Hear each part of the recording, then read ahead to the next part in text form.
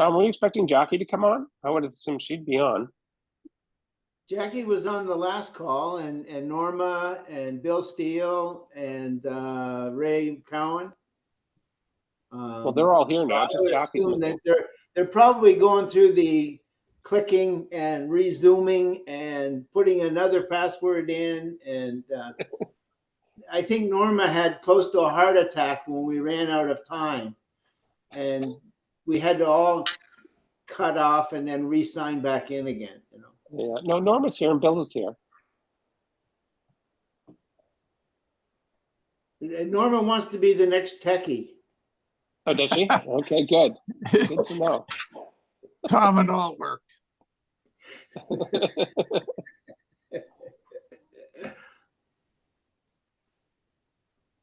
Ron, I'll let you start anytime you want. It's 12:13, but if you want to start, you can go ahead, or you can wait till 12:15. Okay, I think we'll take a running start at this. So welcome everyone to the September 11th meeting of Rotary Toronto Eglinton. Good to see so many joining us on Zoom, where we join up with our friends that we rarely get to see at the Toronto Lawn Tennis Club, who we only see on hybrid meetings, but here we get to all have the same experience. We'll get started with our reflection, and I'd like to call on Walter Wells to do that for us today, please.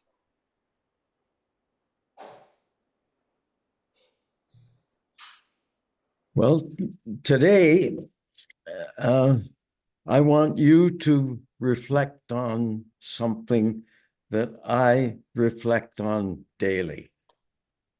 That is Alzheimer's disease and its resulting mild cognitive impairment. This is my home. For 4 years, my wife has had a gradual transition from a 2-minute memory test in 2020 to, along with gradual increasing cognitive impairment in the last 4 years. So one of the difficult things is how to reconcile in my own mind this transition, because it could have been the other way around. Then Gail would be my caregiver. But the attitude I've developed is similar to that if a couple suddenly lost their income, and it's not the husband's problem or fault, and it's not the wife's fault, but the marriage has to deal with it. So that the attitude I've developed is that our marriage is the one with the Alzheimer's. So we deal with it as a couple.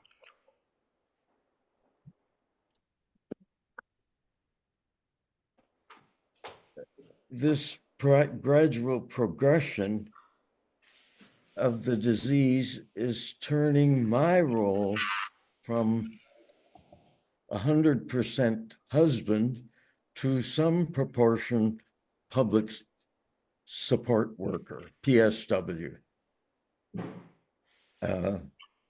She's quite capable of carrying on a conversation now, but there's no cure for Alzheimer's, so I'm imagining that she'll not know who I am at some point.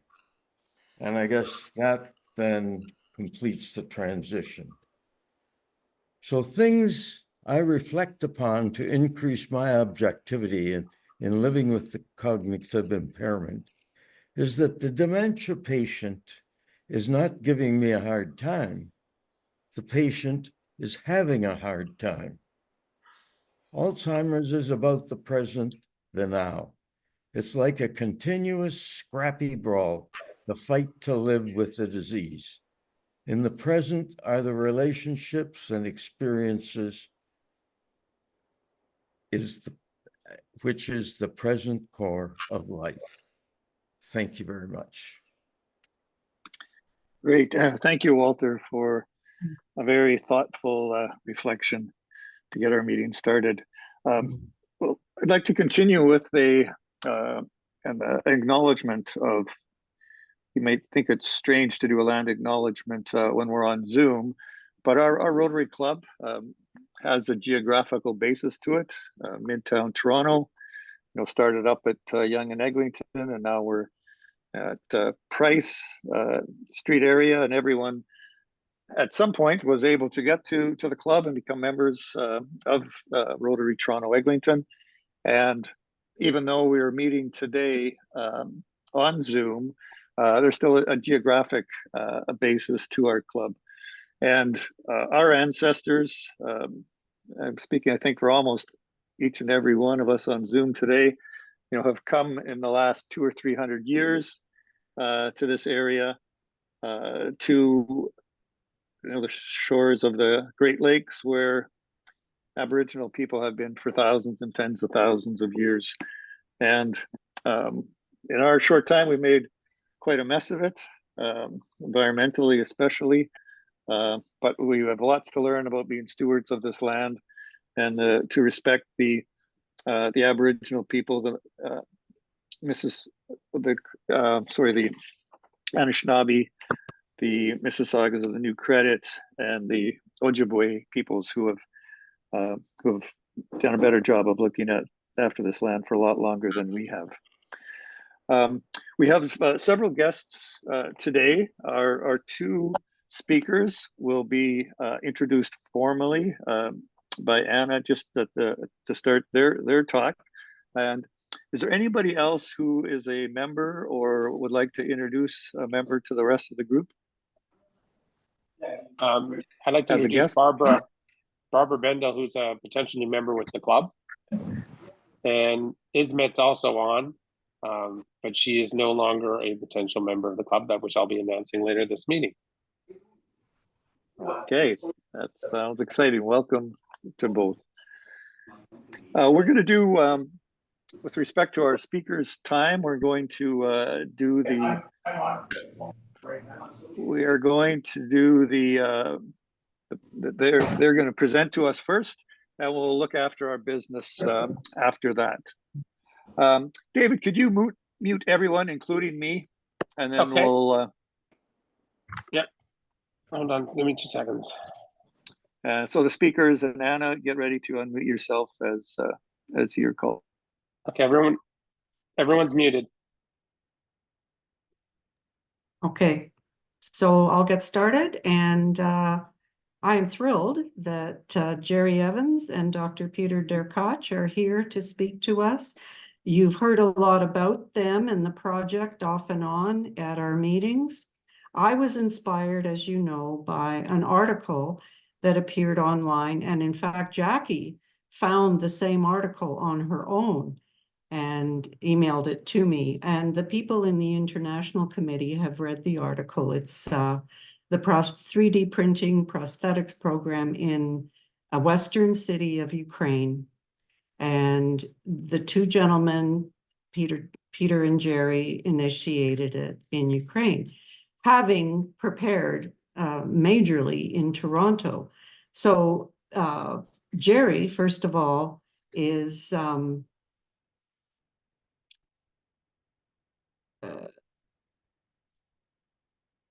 he has a degree in a master's in engineering, as well as an MBA from Western.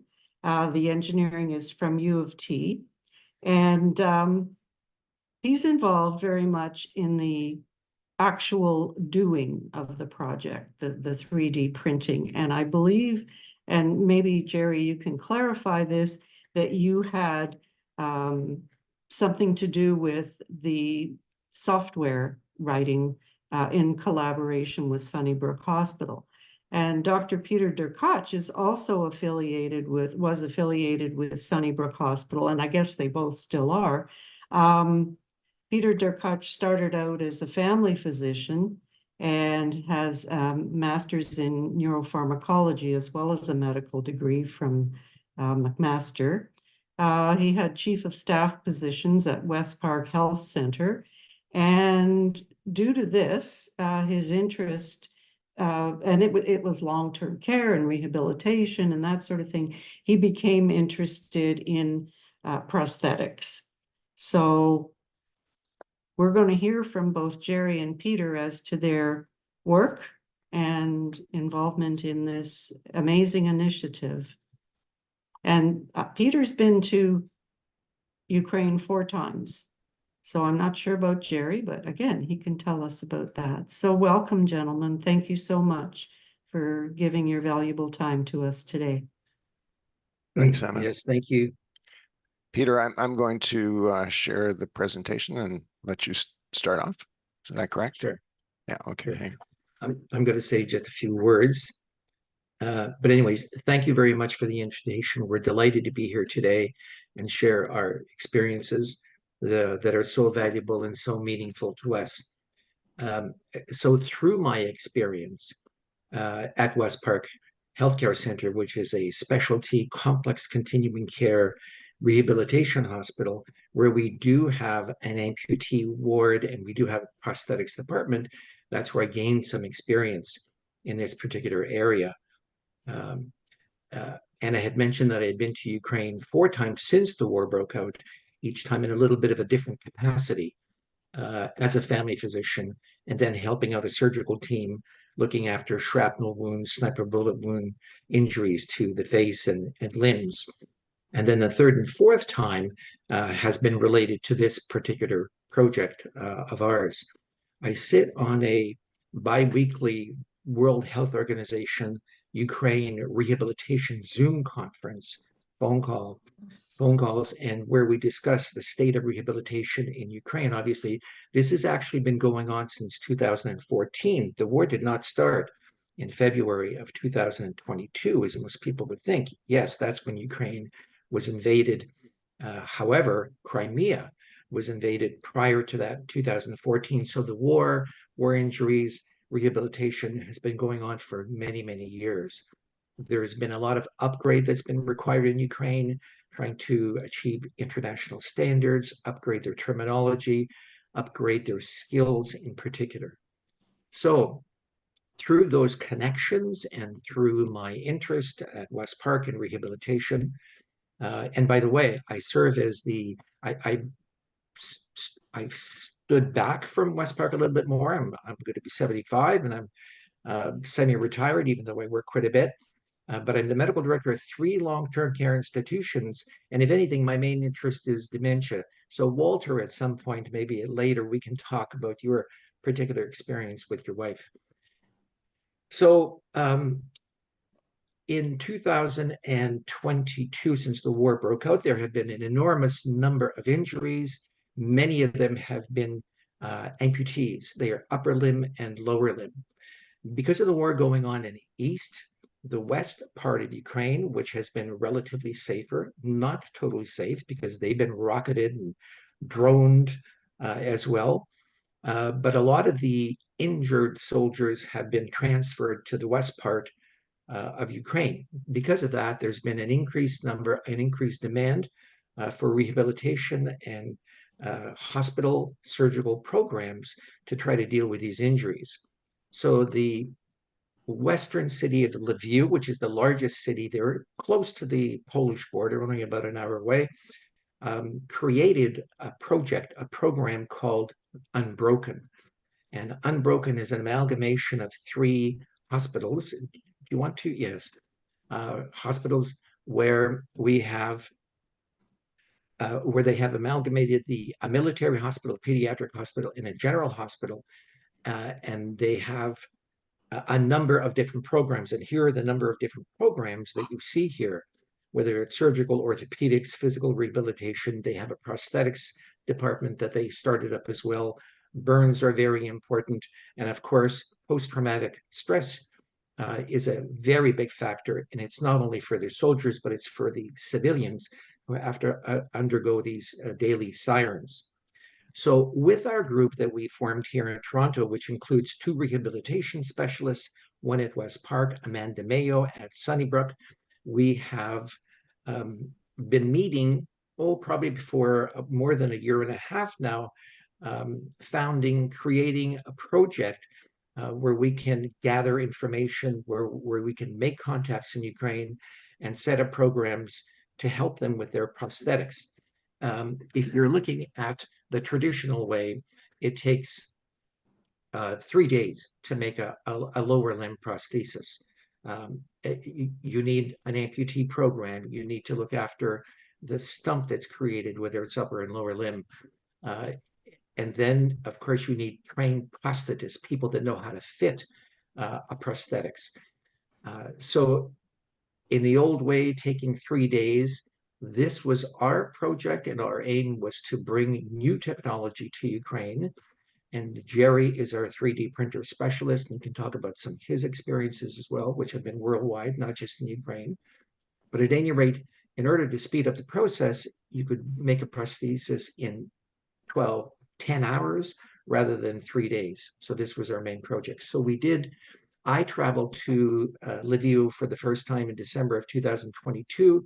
And this was a scouting mission. As you can see on the left, these are the pictures of what they were doing with some of the older buildings that they were beginning to renovate. And on the right-hand side, when Jerry and I went in August of last year, this is what they have accomplished. It's incredible, the drive, the motivation, the funding, the worldwide support, the European support, American, Canadian, that has enabled them to be able to create these sort of facilities and upgrade their information. So if we go to the next slide, you can see that we deal with both upper limb, lower limb. That's me on the left over there. The soldier actually has a very interesting history because his father was in the Soviet Union army. He's Ukrainian. But when he found out that his son, this gentleman, volunteered for the Ukrainian army, he disowned him and he moved to Russia. So that only goes to show you what some of the conflicts that occur, whether it's in the family or politically, that are at the forefront. At any rate, and of course you can see the one on the right is the lower limb. This is a very high amputation. Part of the problem has been improving their skills at dealing with amputations in the field, in the hospitals close by, where the war is taking place, in order to improve tourniquet splinting techniques, in order to be able to have a greater chance at providing a better limb prosthesis fit in the future. So the next slide is Jerry. Thanks, Peter. So I'm just going to introduce NIA Technologies and myself, and then talk to you a little bit about the technology that Peter's been referencing that we have deployed in Lviv, Ukraine, at this hospital called Unbroken. And we're about to go to another location here in November in Vinnytsia, Ukraine, to do a second deployment and training in Vinnytsia. And this is what is perhaps for your consideration for the Rotary, to look at yet another location. This is what Anna's been helping us with. So fundamentally, NIA Technologies is a Canadian nonprofit organization. We are technically owned by a charity called Hope and Healing International. It's a faith-based charity called Hope and Healing International. and we won't go into the history of how we came about and what it is that was the genesis for NIA, but suffice it to say that there's a tremendous need for prosthetics in the world, a tremendous unmet need for production of prosthetics. Roughly 38 million devices are needed on an ongoing basis every year, and only about 15% of them are in fact produced on an annual basis. So there's a great shortfall, and much of the shortfall comes from the fact that it's affordability from that perspective, but also in large part because production, we just don't have the production facilities. So one of the things that we look at as NIA Technologies is how to enhance production efficiency. So as Peter mentioned, doing something the traditional way, it takes a number of days. In fact, 3 to 5 days to produce a socket using the traditional methods. Using digital methods, you can produce it in a much shorter time frame, and I'll talk about that shortly again. But just again, at the high level, Anna mentioned that we developed the technology. Yes, indeed, we have developed the software from scratch. It is software that we call NeoFit. It is software that's been produced on a gaming platform. So if you think about doing things digitally and being able to see them effectively on a two-dimensional screen, gaming framework is really ideal for that, because it helps you represent three-dimensional objects in two-dimensional space. So we built something called NeoFit, which is CAD software specialized for the prosthetics and orthotics field over top of a gaming framework, and we call that NeoFit. The entire tool chain, which involves hardware and our software NeoFit, we call 3D printability, and that involves scanners and computers and 3D printers and so forth. And I'll show you a little bit about that in just a second. But to appreciate kind of where we're going with this, I'm just going to show you very quickly that where we're coming from. Prosthetics, for those of you that don't really know, have been made in the same way for many, many years. And what they've done over the ages is try to take some material to shape a socket, if you will, over anatomical features, the stump. Well, most of the time I'll be talking about a leg that is, or an arm that is being, a prosthetic is being fitted for. So the traditional way of fabricating things is to try and wrap some sort of material, whether it be leather or plastic or rubber or wood even, over that residual limb, and then create the terminal device, the rest of the leg, by attaching it to that socket. So you can see this has been done over the ages, and it's not only done for humans, but it's also done for animals. And we've been to places like Cambodia and Vietnam and so forth, and they actually do it even for elephants the same way. And so this traditional manner of fabricating prosthetics is, as I say, has not really changed. This is current times. Here are a number of photos showing the process that is done in Uganda, where we've done one of our installations. So the typical approach is to capture the anatomical features of the prosthetic, the residual limb, by using plaster casting methods. So what they do initially is they wrap the patient's residual limb with a plaster cast, similar to what you would get if you broke your arm and you were put into a gypsum cast. They do that. They pull that cast off. That represents a negative image of the prosthetic, of the residual limb. Then they fill that negative mold with plaster again, and when they pull that new plaster cast out of the negative, that becomes a positive, or a representation of the patient's actual residual limb. And then they will typically do what is referred to as rectification, to add or subtract materials to design ultimately the socket that will be created over top of that positive model, to provide for additional space within the socket, ultimately the socket that's created, or to subtract material to create compression areas. So they'll do that for anatomical features and suspension reasons and so forth, that I won't really get into here. But as you can see, it's messy. There's a lot of waste that is associated with it. And that was Uganda. This is Sunnybrook and West Park, and this is still the technique that is being used here, even here in Toronto.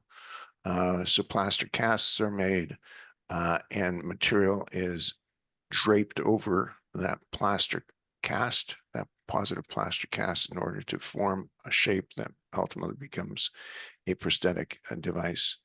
And again, you have waste, you have problems with storage and so forth, using the current methods of fabrication.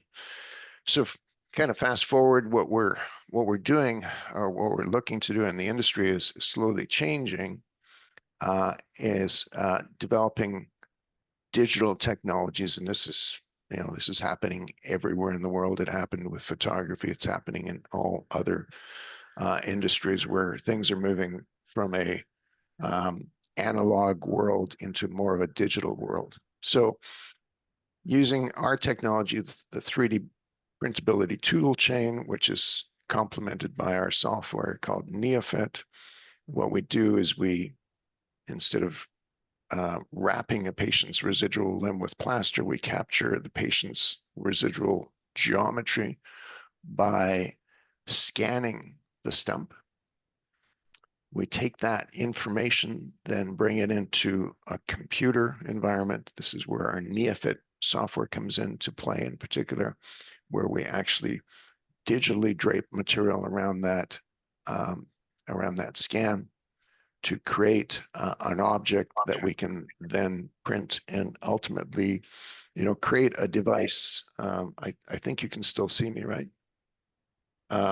To create a device that has a custom portion that has been 3D printed, and that portion lends itself to 3D printing, which is good for not mass production of objects, but for custom fabrication of things. And then the limb kit is typically something that this terminal device that is an off-the-shelf componentry that can be attached to the socket that is printed. This is often covered with a cosmesis to make it look like externally more like a leg, or sometimes covered with art pieces internally. When the patient puts in the residual limb, there's typically lining material in here, some type of gel liner or foam liner to provide additional comfort and suspension for the patient's socket. So these are things that come off the 3D printer. Now, the advantage of doing things also digitally is, as I mentioned, it's not as messy. There's storage of information in the form of digital information is great, because you can store it locally, store it in the cloud, you can collaborate on it and so forth. So it's ideal from that perspective. And anywhere through this piece, as you are working on developing a digital prosthetic device, digitally fabricated one, you can actually branch out and stop at a certain point and go back to kind of a more manual process. So branching to milling would be branching to a CNC machine type of approach to fabricating a socket. So that's kind of the tool chain that we've got, 3D printability, the software that we've developed called Neofit. And so we take that technology and we deploy it in places like Ukraine. I mentioned Uganda, Tanzania, Cambodia, Vietnam, Egypt, all over the world. So here are some photos of the two young men that we trained in Lviv at Unbroken. They are scanning a soldier here. They're using, in this particular case, we used a structure sensor scanner, which is strapped onto the back of an iPad. And so you can see that the clinician here is scanning the patient's residual limb in real time using a scanner that they can see through what they're scanning, looking through the iPad as a screen. So it's really a very well, very adept way of doing scanning of patients' limbs. If anybody's got any questions as I'm going through this, please jump in if you'd like.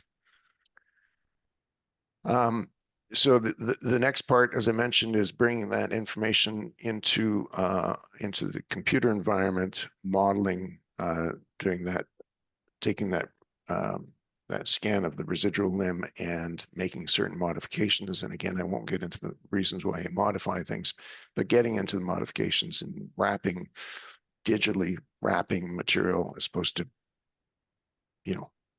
manually wrapping material around that residual limb and creating an object that you can ultimately print. And here are some photos of what our software does. Here's a raw scan that's been brought into Neofit with information. There are markings on the patient's residual limb. The trained technician will actually do markings on a sock that fits over the patient's residual limb so that they can manually feel certain anatomical features and convey that message back to the user of the software on the computer. So here it comes in messy. Some other parts of the room are captured. Here it is cleaned up, and certain things are going to be adjusted, and regions are identified where some work needs to be done. Here's a socket that is ultimately produced along with an adapter at the terminal end, referred to as the distal end of the socket, where the patient's residual limb will, the tip of it will be, but that is where the connection will be made to that limb kit, that shaft, and the foot once it's printed. So here is a typical setup. The equipment doesn't look too sophisticated. Trust me, it is quite sophisticated. But these are lower end computers, printers, which suffice in this particular case, where we're doing sockets that will typically be short-term sockets for fresh amputees, because fresh amputees will go through a number of sockets as their limb tends to it is swollen when they're fresh amputees and tends to shrink over a period of time. And so patients will wear a number of sockets over a short period of time. So 3D printing particularly lends itself. But there are all manner of 3D printers, anything from $2,000 or $3,000 per printer to up to $500,000 per printer. And so we apply them as we can, given the situations that present themselves. So advantages and disadvantages of digital fabrication. So mentioned customization. This is a custom fitting socket specifically tailored for the patient's needs and measurements. With digital fabrication, we can do things that are perhaps even difficult or impossible to achieve using the traditional method of fabricating. With 3D printers, we can, not that you would do this in socket design, but you can actually create details within a solid, if that makes any sense to you. But you can actually design something within a solid object. So speed, typically, and one of the things I mentioned was that throughput is a problem, particularly in low-income countries where you cannot address the needs of enough people. You can't produce enough sockets to satisfy the demand. And that's mainly because the trained practitioner has to actually do hands-on fabrication of prosthetic devices. With the digital method, you can take a scan, you can do some digital rectification or modeling, and then hand it off to essentially a robot to do the rest of the construction, to do the remainder of the fabrication, that being a 3D printer. So after about 20 minutes of work with a client, you can hand that off to a 3D printer and then go to work on another patient. So in terms of effectiveness or efficiency, that is a much more efficient way of doing things than the traditional one. Cost efficiencies are there as well. Less expensive to do something using digital technologies. The weight is less. The prosthetics tend to weigh less and fit better. You can integrate these digital technologies. In some cases, we incorporate sensors and other biomechanical or myoelectric type of devices within these devices that we fabricate, within these sockets that we do produce. And because it is digital, you can sort of teleport the design to the space station if you wanted to fabricate something in the space station or in another country and so forth. So sharing and remote collaboration, and indeed technical support, which we provide on an ongoing basis to our users, is much easier to do when you've got something that is created digitally. Disadvantages of the digital process, of course, is initial investment. That's true certainly of the traditional way of doing things as well. You need to set up a workshop, but once you have a workshop, if you're adding digital, there's an initial investment. There are some material limitations with respect to prosthetics, and not all types of prosthetics can be produced using digital fabrication. I won't go into the nuances of that, but there are some limitations.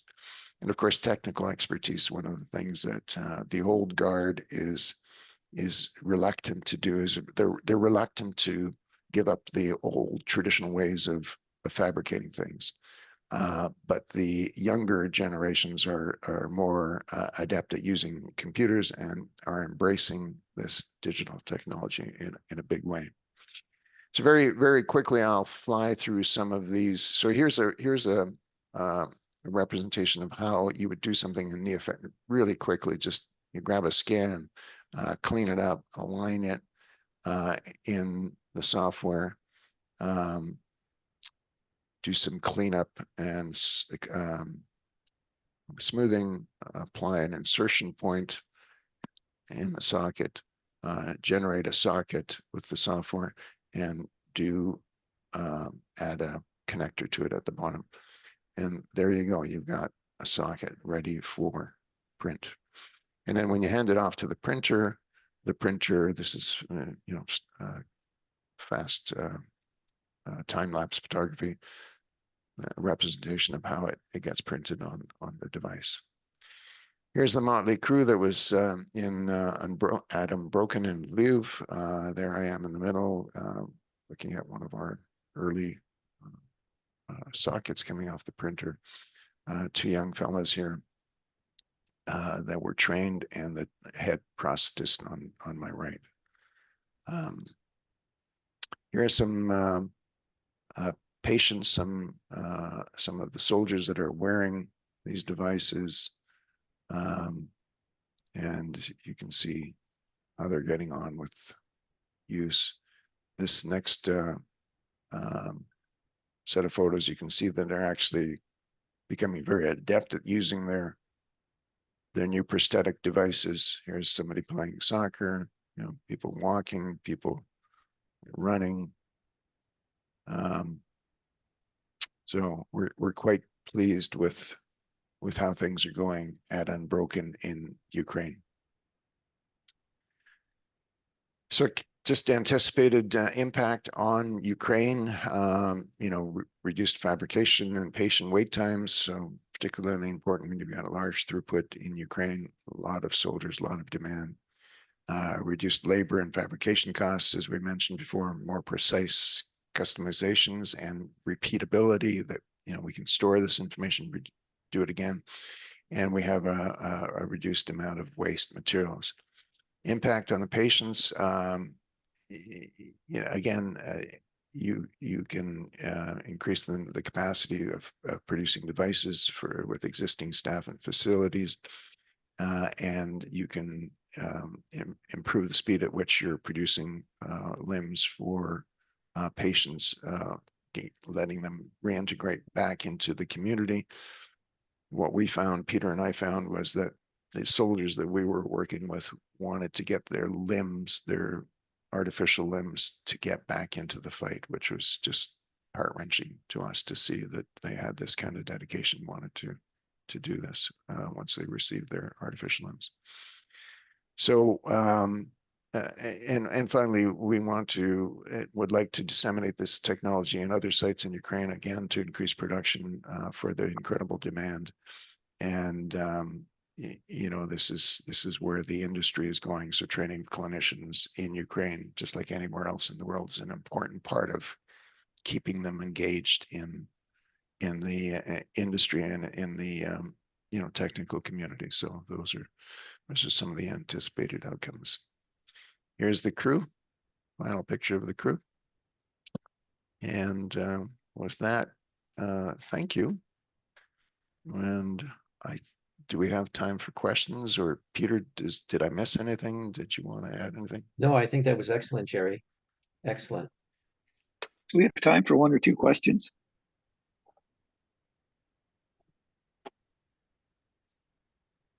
I have a question, if that is okay. Go ahead. Hi, it's Lisa. My former husband suffered a partial foot amputation years and years ago. So we've had lots of experience at Sunnybrook and their skill department.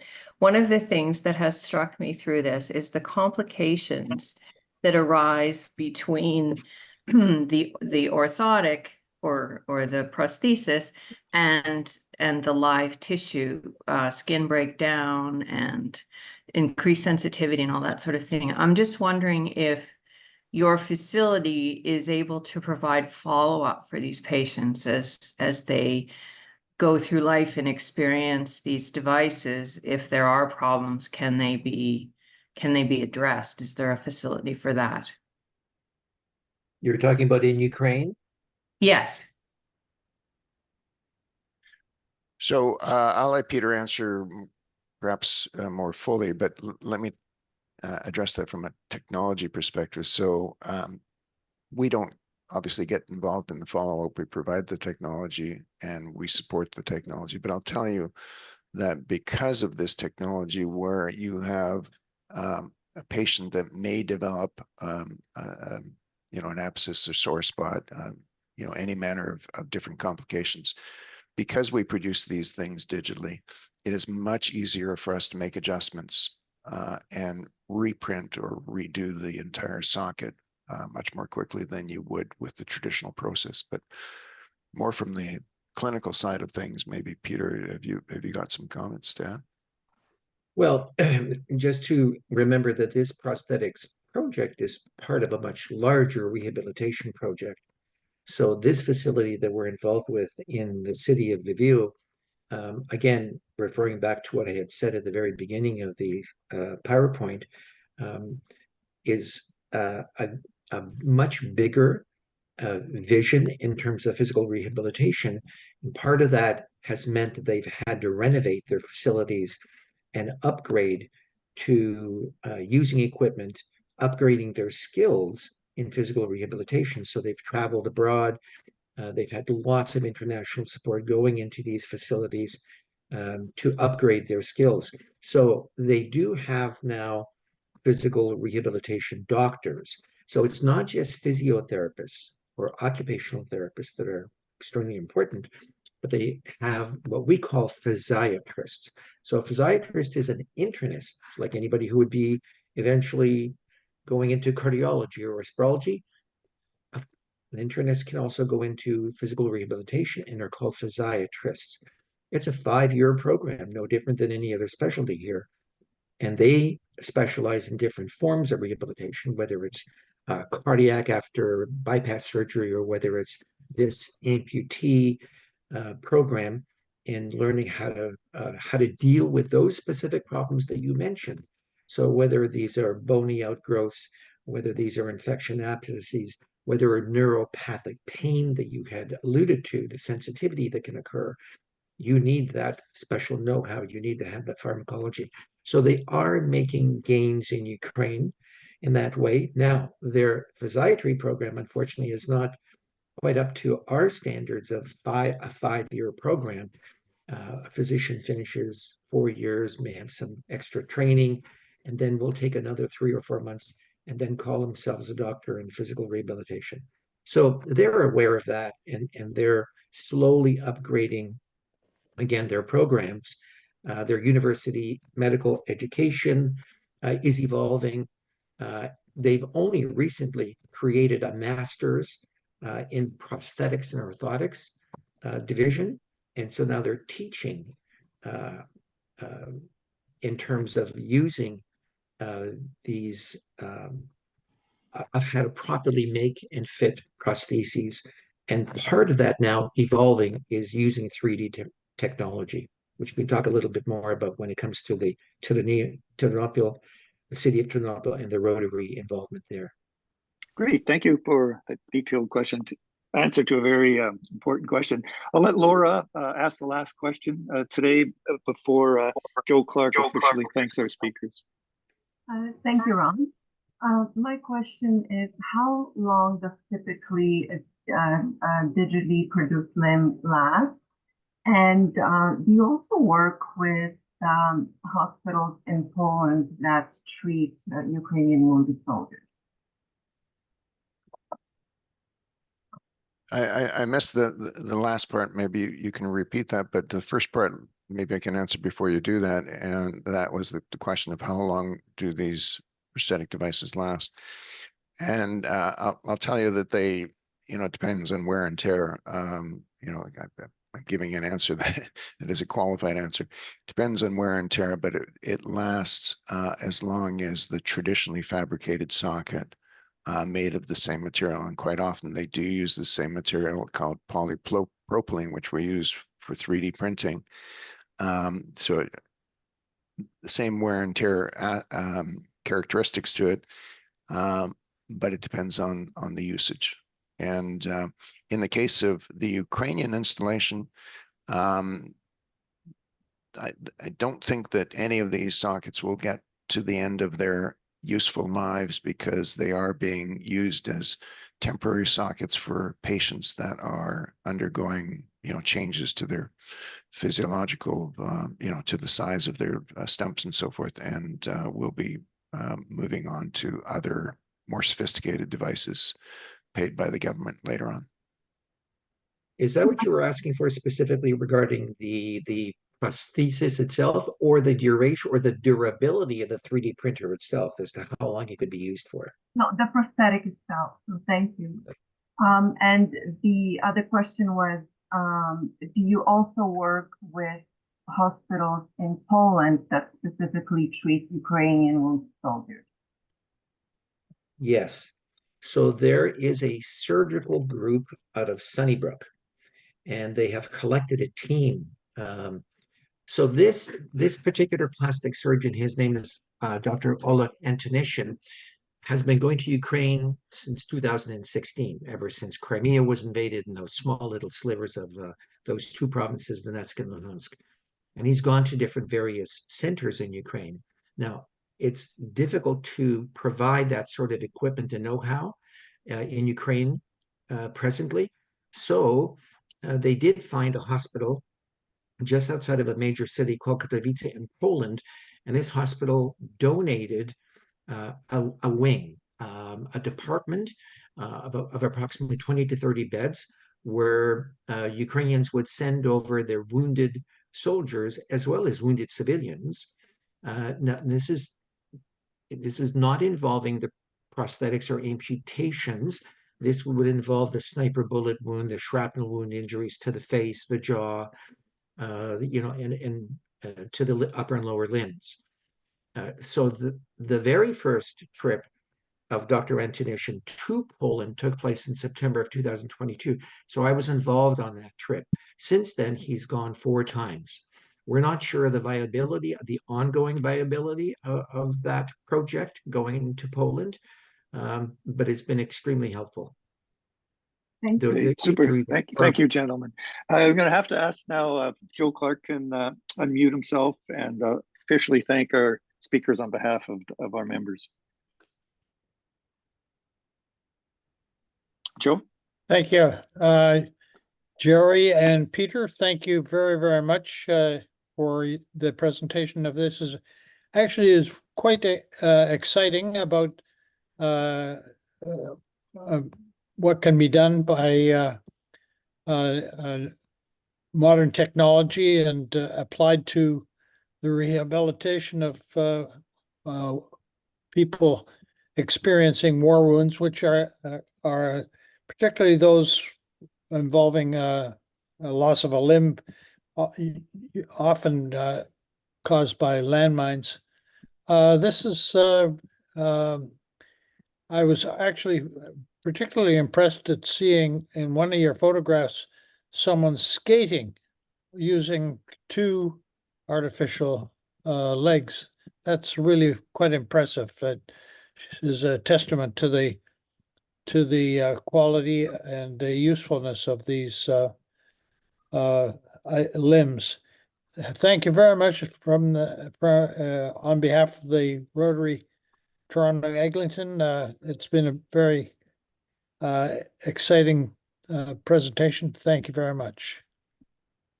Thank you so much for, Yeah, and so so we'll much be for having us. yeah, you're welcome to stay. We're going to go on to the business part of our meeting, but we understand that you may need to get away to do the important work that you're doing. Thanks again for joining us today. Thank you so much. Take If care. anybody has any questions, for instance, I'm sure that our email addresses will be provided for you. So please follow up if you'd like to. We'd be very happy. Great. Thank you so much. Thank you. Bye-bye. Okay, now we're going to go on with the Happy Bucks section. So if you have some thing to announce or to share with us, unmute yourself. Tell me how much you're dropping in the bucket, and I'll make note of it.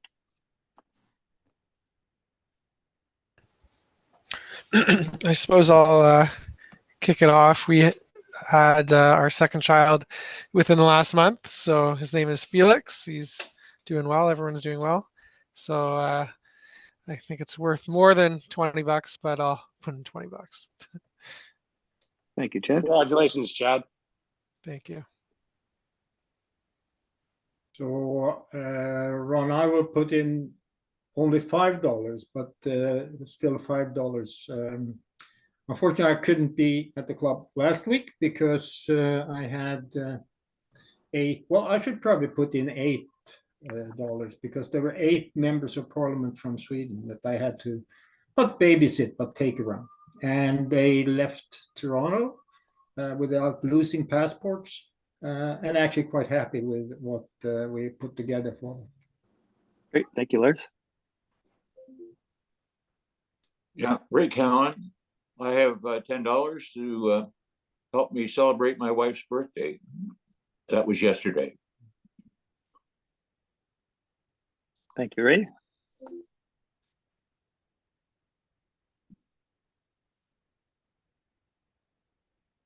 Okay, I guess that's it for Happy Bucks. Is there any birthdays or anniversaries that people want to let us know about in this week or coming week?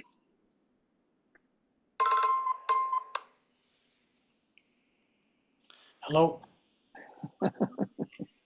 I'm fine, thank you. So I just got your message.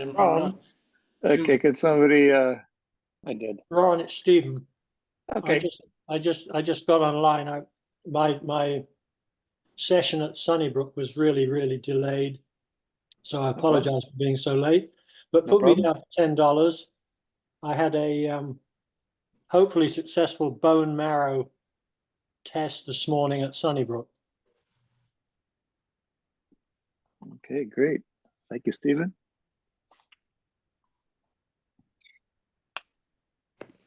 Okay, we'll go on now to some of our announcements, maybe starting with our president's announcements from Lars.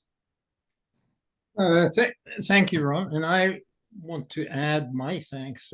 Maybe Jerry and Peter have left, but that was very interesting. And thanks, Anna, for being the champion in this project.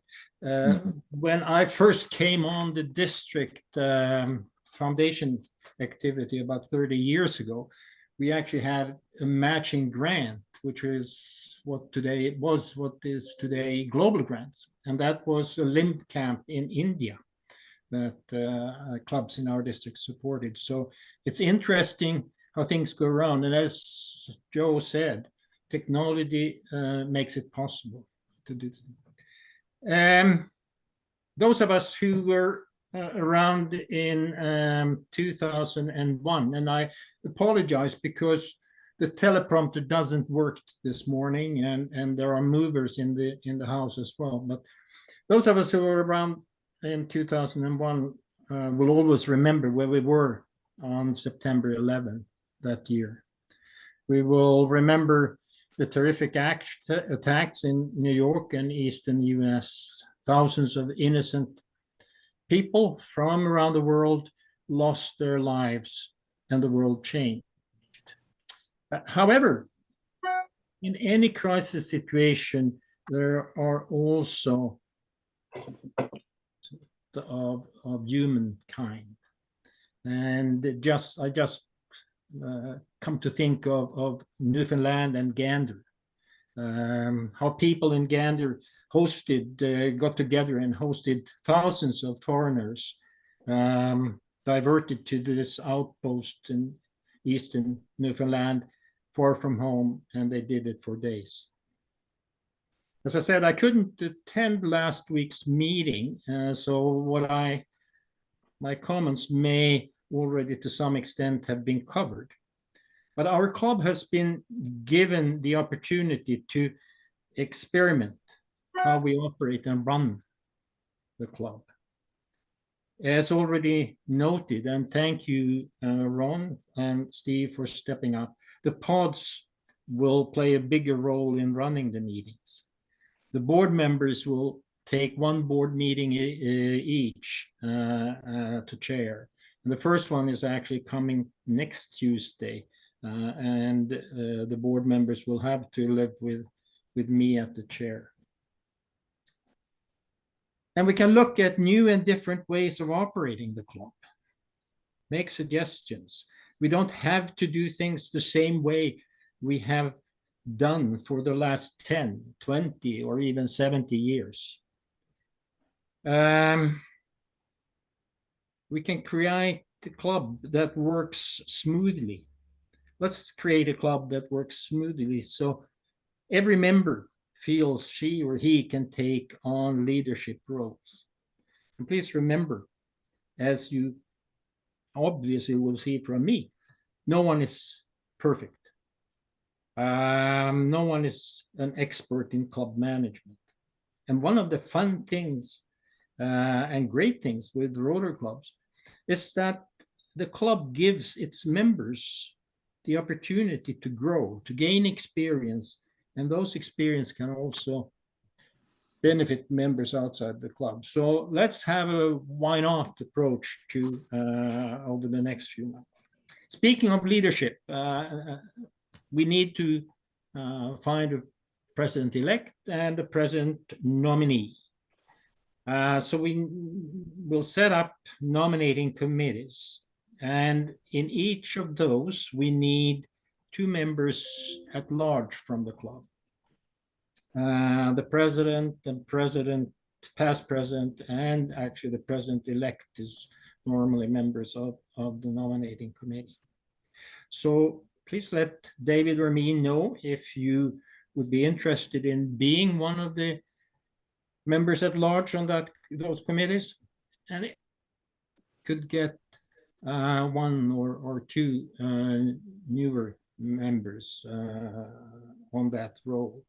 And of course, we are always open and grateful if someone dares to express interest in the roles of president-elect and president nominee. Again, it's a way to learn things that you will benefit from in other parts of your life.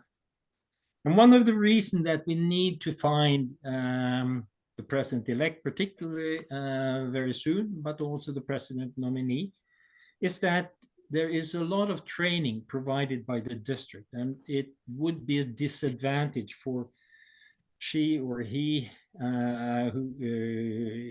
him and her, who are not attending that training. It will be under them. It's pets and so on and so forth.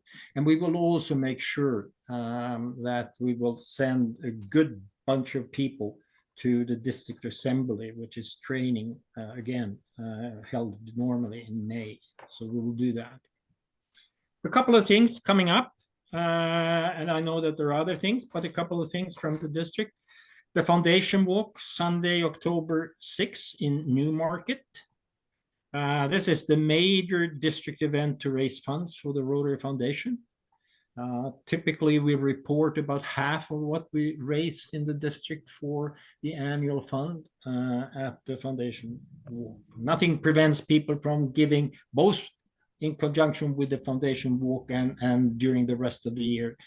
And as you know, funds given to the annual fund will come back to the district as designated funds, which is being used for district grants and global grants. And our club has been benefiting immensely from global grants and DDF that we get that way.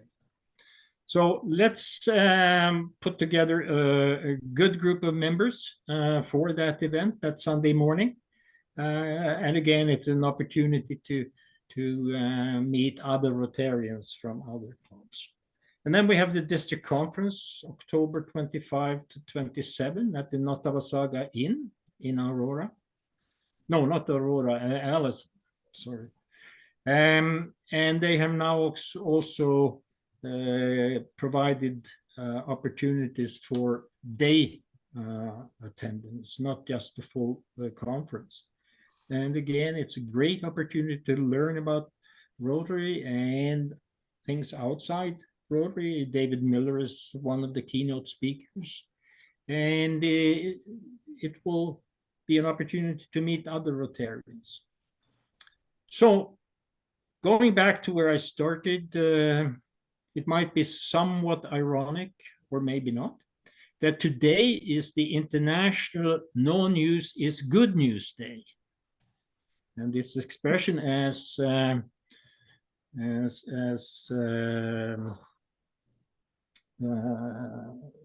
of us know, is that it was first said by King James of England already in 1616.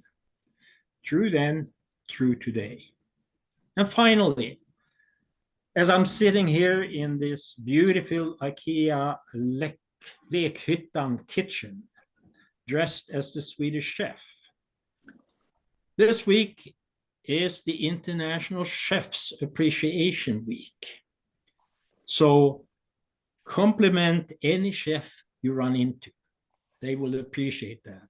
And hopefully I have given you some thoughts, food for thoughts. Thank you.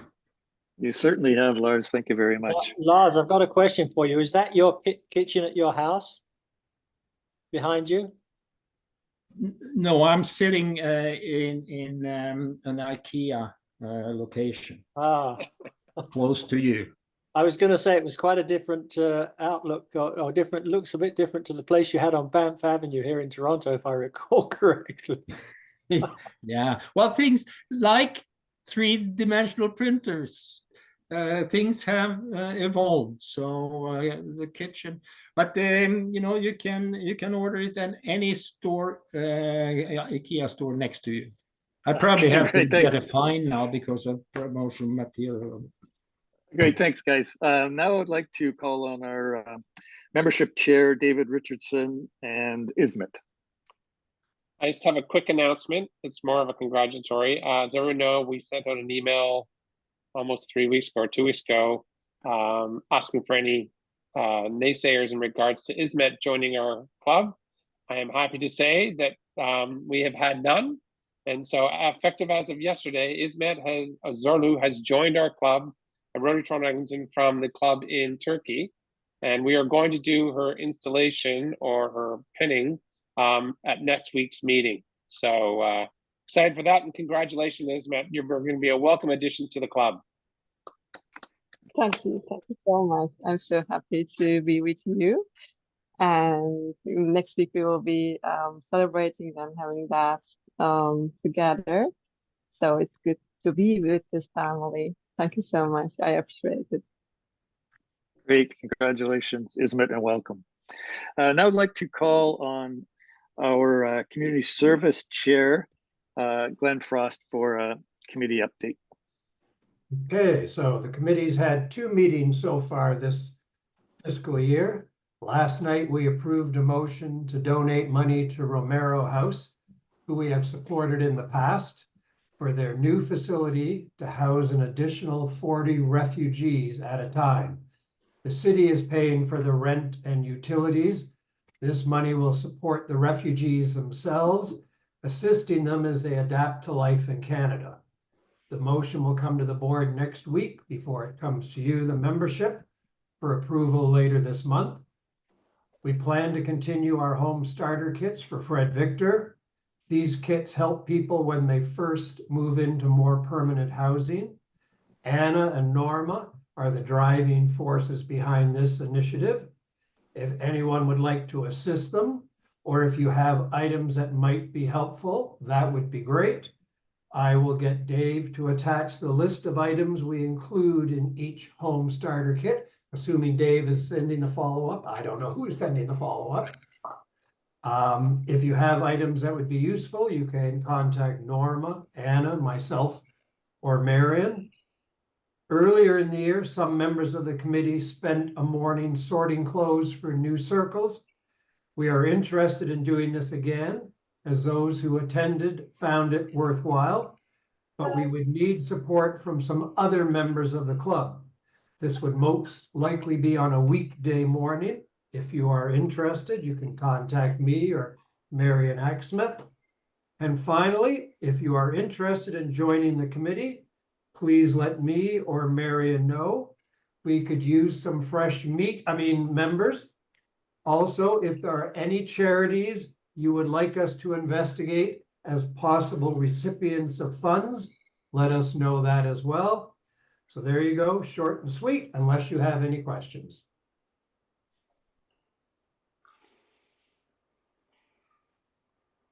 Moving on, Ron.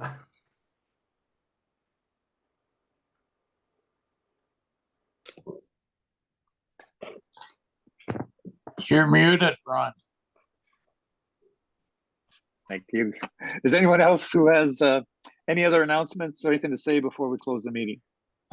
Ron, let me just add that next week's speakers are Ellen Schwartz and Cheryl Daniels, who are the people from Project Give Back, which we support through Lionel's committee, and they're speaking to us at the meeting next week, so it should be interesting. Great, thank you. I was just going to say that anyone who can, please join us at the Toronto Lawn Tennis Club next week. If you can't, for any reason, please zoom in for as much of the meeting as you can. You'll be able to participate. It won't be quite the experience of being there live, but you'll still know what's going on. You'll hear the presentations, and we'll, between a few of us who are trying to work with the technology, we'll try to make your online hybrid experience as good as possible. And we obviously appreciate your patience. Anything else for the good of Rotary? See everyone next week, either on Zoom or at the tennis club. Have a good week, everyone. Thanks.